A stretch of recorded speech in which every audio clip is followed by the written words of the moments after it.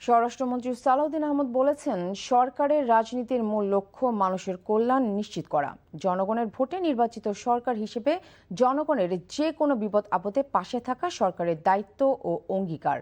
দুপুরে কক্সবাজারের পেকুয়া উপজেলা পরিষদ মাঠে শামসুল হক ফাউন্ডেশনের উদ্যোগে বন্যায় ক্ষতিগ্রস্তদের পুনর্বাসনের নির্মাণ সামগ্রী বিতরণ উদ্বোধনকালে তিনি এসব কথা বলেন।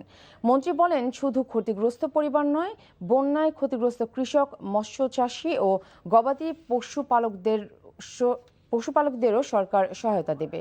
পরে পেকুয়ার বন্যা কবলিত বিভিন্ন এলাকা পরিদর্শন করেন তিনি।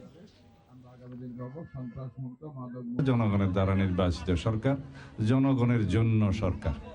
সেই জন্য আমরা জনগণের বিপদে আপদে সবসময় আমরা জনগণের পাশে থাকব। এটা আমাদের আদর্শ, এটা আমাদের উদ্দেশ্য, এটা আমাদের অঙ্গীকার। আমাদের নেতা বাংলাদেশের প্রধানমন্ত্রী, মাননীয় প্রধানমন্ত্রী জনাব তারেক রহমান এমন একটি নীতি প্রণয়ন করেছেন।